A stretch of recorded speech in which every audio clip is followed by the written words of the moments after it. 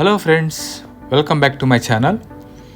ఈరోజు నేను తంజావూరులోని బృహదీశ్వర ఆలయంకి వెళ్తున్నాను.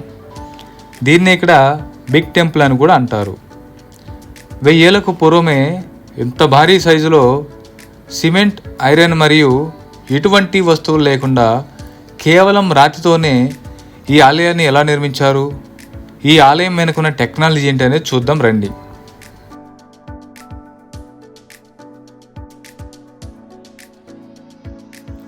ఈ ఆలయం లోపలికి వెళ్ళటానికి ప్రధానంగా 3 ఎంట్రన్స్లు ఉన్నాయి.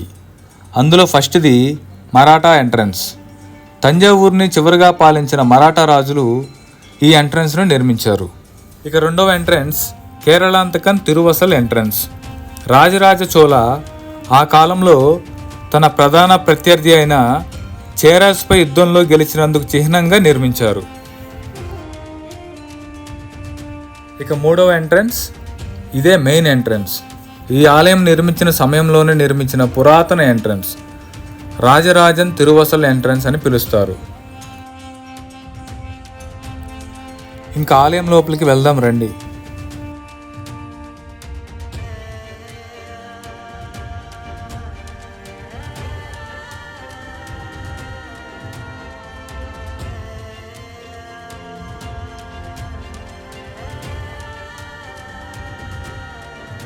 ఇలా లోపలికి ఎంటర్ అవ్వగానే ఒక పెద్ద మండపాన్ని చూడవచ్చు. ఈ మండపంలో 13 అడుగుల ఎత్తు, 16 అడుగుల వెడల్పుతో ఏకశిలపై నిర్మించిన నంది విగ్రహాన్ని చూడవచ్చు. దీని బరువు 20 టన్నులు ఉంటుంది. ఇక్కడ నంది విగ్రహం ప్రపంచంలోని 2వ అతిపెద్ద విగ్రహం. మొదటిది లేపాక్షిలో ఉంది, అది మీకు తెలిసిందే.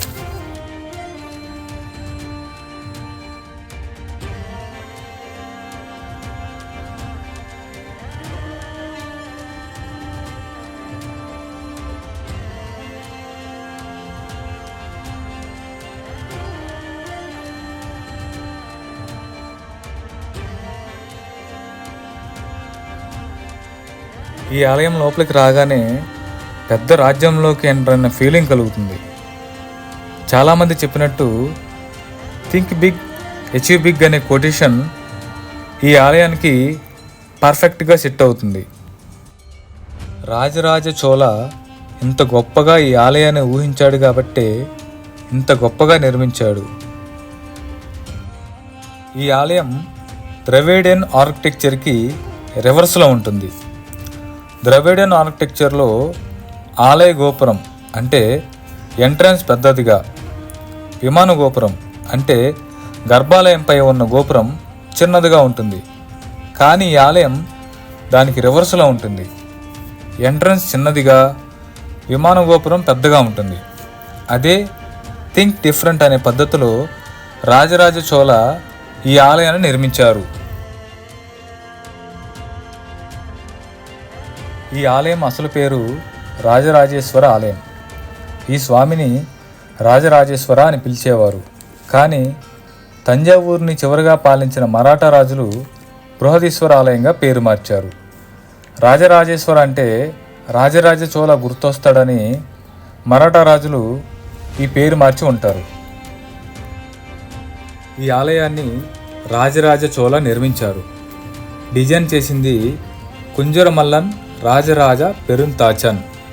ఈ ఆలయాన్ని 1003లో మొదలుపెట్టి 1010లో పూర్తి చేశారు.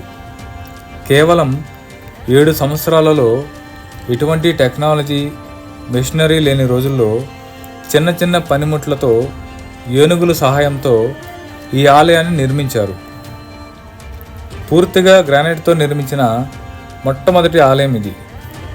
ఈ ఆలయాన్ని నిర్మించడానికి 1,30,000 టన్నుల గ్రానైట్ని వినియోగించారు. ఈ ఆలయానికి సమీపంలో ఎక్కడా గ్రానైట్ రాయి అనేది లేదు. మినిమం 100 కిలోమీటర్ల దూరం నుంచి ఇన్ని టన్నుల గ్రానైట్ని ఏనుగుల ద్వారా తరలించారు. ఈ ఆలయాన్ని నిర్మించడానికి ఎక్కడా సిమెంట్ కానీ, ఐరన్ కానీ మరి ఏ ఇతర వస్తువులు ఉపయోగించలేదు. కేవలం రాతితోనే ఇంటర్లాకింగ్ సిస్టమ్ ద్వారా నిర్మించారు. మన దేశంలో హొయసల టెంపుల్ కూడా ఇంటర్లాకింగ్ సిస్టంతోనే నిర్మించారు. కాకపోతే ఆ ఇంటర్లాకింగ్ సిస్టమ్ వేరు, ఈ బృహదీశ్వర ఆలయం ఇంటర్లాకింగ్ సిస్టమ్ వేరు. ఈ ఇంటర్లాకింగ్ సిస్టంలో పజిల్ టెక్నిక్ ఉపయోగించారు. ఈ పజిల్ టెక్నిక్తోనే గోపురం మొత్తాన్ని నిర్మించారు. జాయింట్ల మధ్యలో అతికించడానికి ఎటువంటి పదార్థాన్ని ఉపయోగించలేదు.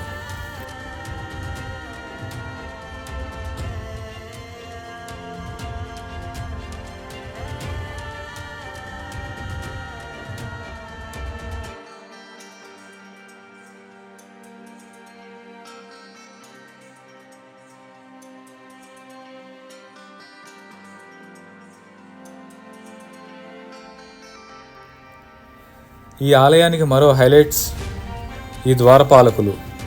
ఇలాంటి ద్వారపాలకుల విగ్రహాలు ఈ ఆలయం మొత్తంలో 16 ఉన్నాయి.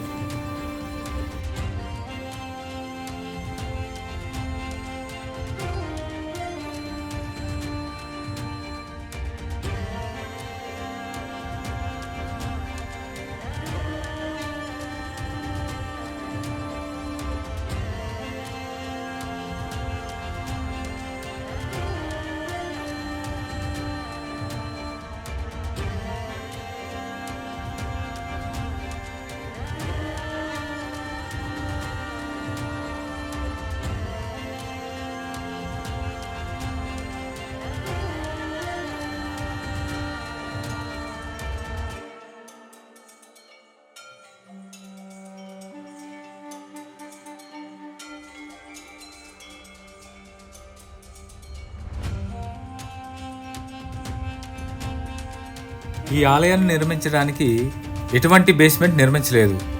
డైరెక్ట్గా నేలపైన నిర్మించారు. మనం ఒక చిన్న ఇల్లు నిర్మించాలంటేనే స్ట్రాంగ్ బేస్మెంట్ ఏర్పాటు చేస్తాం.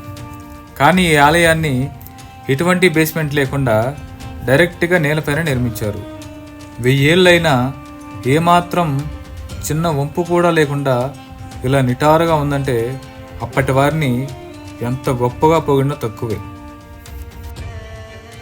ఈ ఆలయానికి ఉన్న మరో ప్రత్యేకత ఏమిటంటే ఆలయం గోపురం యొక్క నీడ ఈ పరిసర ప్రాంతాల్లో ఎక్కడా కనిపించదు.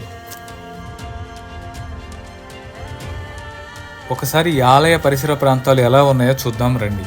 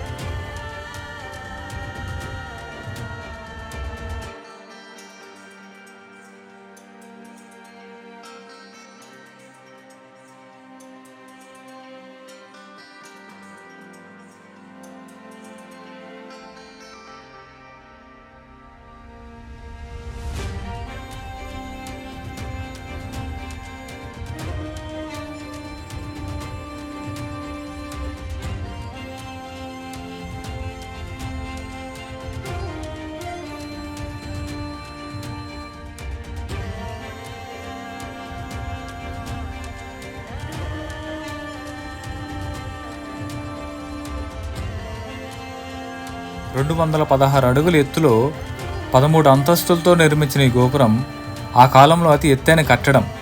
దీన్ని నిర్మించడం ఒక ఎత్తు అయితే, ఈ విమాన గోపురంపై 80 టన్నుల కలశాన్ని ఏర్పాటు చేశారు. 80 టన్నులంటే 80,000 కేజీలు.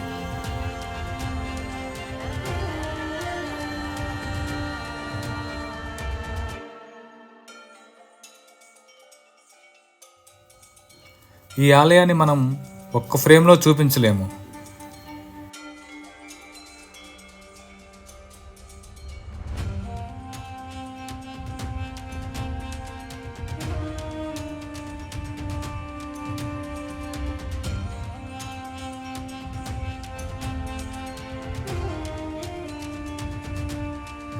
ఏకశిలపై 80 టన్నుల కలశాన్ని నిర్మించడమే చాలా గొప్ప విషయం.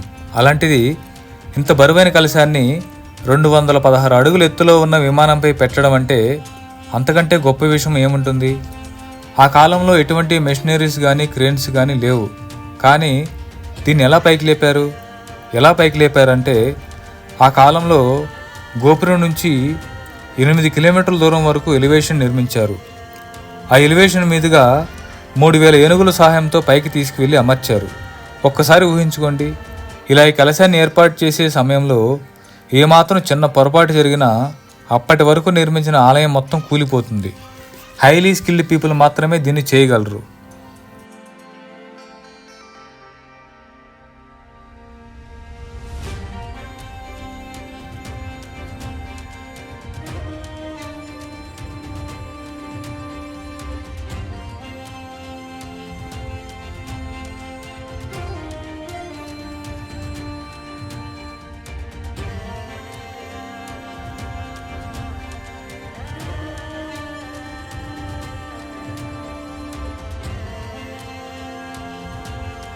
రండి, ఈ ఆలయంలో ఉన్న ఆ మహాదేవుడిని దర్శించుకుందాం.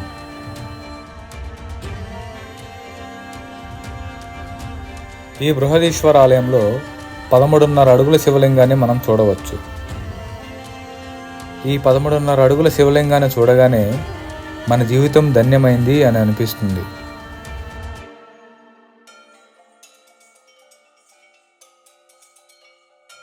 సాధారణంగా పెద్ద ఆలయాలు లేదా ఇలాంటి ఏ పెద్ద కట్టడంలో అయినా మనం మాట్లాడితే రీసౌండ్ వస్తుంది.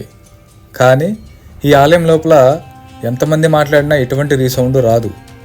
దానికి ఎటువంటి టెక్నాలజీ ఉపయోగించారు అనేది ఎవరికీ తెలియదు. 1954లో మొదటిసారి 1000 రూపాయల నోటును ముద్రించినప్పుడు ఈ ఆలయం యొక్క చిహ్నాన్ని దానిపై ముద్రించారు. 1975లో ఇందిరాగాంధీ ఆ నోట్లను డిమానిటైజ్ చేశారు. 2010లో ఈ ఆలయం నిర్మించి 1000 ఏళ్ళు పూర్తయిన సందర్భంగా ఆర్బీఐ వాళ్ళు 5 రూపాయల కాయిన్పై ఈ ఆలయ చిహ్నాన్ని ముద్రించారు. అదేవిధంగా స్పెషల్ ఎడిషన్గా 1000 రూపాయల కాయిన్ను ఈ ఆలయ చిహ్నంతో రిలీజ్ చేశారు. అంతేకాకుండా ఇండియన్ పోస్ట్ ఆఫీస్ వారు ఈ ఆలయ చిహ్నంతో స్టాంప్స్ రిలీజ్ చేశారు. ఇక్కడతో ఈ బృహదీశ్వర ఆలయం వీడియో సమాప్తం.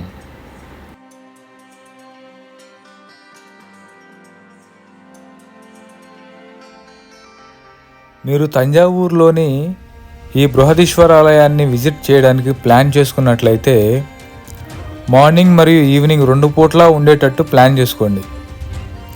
ఎందుకంటే మార్నింగే ఈ టెంపుల్ చూడటానికి ఇంత అద్భుతంగా ఉంటే ఈవినింగ్ లైట్లు వేసినప్పుడు ఇంకా అద్భుతంగా ఉంటుంది. సో ఆ ఫీల్ని అస్సలు మిస్ అవ్వద్దు. Thank you for watching. Tata, bye bye, see you. Love you all.